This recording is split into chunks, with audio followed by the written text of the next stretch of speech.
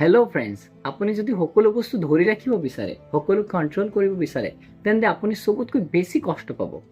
আপুনি জানেনে আপোনাৰ জীৱনৰ চবতকৈ ডাঙৰ বাধা কি বা কোন?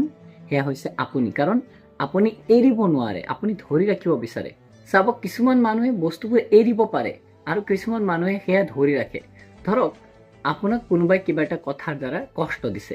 এতিয়া মানুহজনে এবাৰ এটা বেয়া ব্যৱহাৰ কৰি আপোনাক কষ্ট দিছে, কিন্তু আপুনি এইটো পৰৱৰ্তী সময়ত বাৰে বাৰে ভাবি সেইটোত প্ৰতিবাৰে আপুনি নতুনকৈ কষ্ট পাইছে। তেওঁ কিন্তু এবাৰ কষ্ট দিছিল, কিন্তু আপুনি এইটো বাৰে বাৰে পুনৰাবৃত্তি কৰি আপুনি বহুত ভাৰ কষ্ট পাই আছে। তাৰ মানে মানুহজনে আপোনাক বেছি কষ্ট দিছে নে আপুনি নিজে নিজকে বেছি কষ্ট দিছে?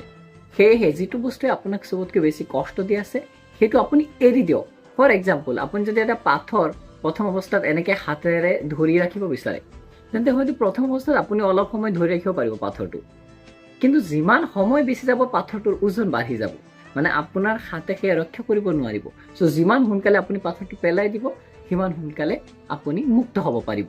ঠিক সেইদৰে আপোনাৰ অন্তৰত যে এটা কষ্টৰ বোজা আপুনি ৰাখিছে, এইটো যিমান বেছি দেৰিলৈকে ৰাখিব, এই কষ্টটোৱে আপোনাৰ হৃদয় সিমান বেছি ভাৰী কৰি দিব। চ' যিমান সোনকালে সম্ভৱ এই কষ্টটো আপুনি এৰি দিব লাগিব, এইটো ওলাই দিব লাগিব, ইয়াৰ পৰা মুক্ত কৰিব লাগিব নিজৰ হাৰ্টখনক। চাওক, কিছুমান বস্তু এৰি দিয়া কিন্তু আমাৰ দুৰ্বলতা নহয়, বৰঞ্চ এয়াতো সাহসিকতা। সাহসী ব্যক্তিসকলে এৰি দিব পাৰে, পাহৰি যাব পাৰে।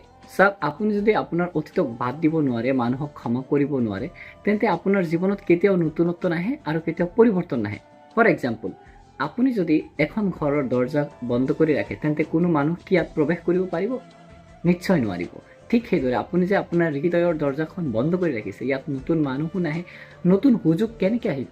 চ' আপুনি দৰ্জাখন খুলি দিব লাগিব, হৃদয়খন উন্মুক্ত কৰিব লাগিব আৰু যাব দিব লাগে। যি হৈ যায় সেয়া যাব দিব লাগে। আল্লাহ ৰাব্বুল আলামিনে আমাক বুজাৰ তৌফিক দান কৰক। Thank U.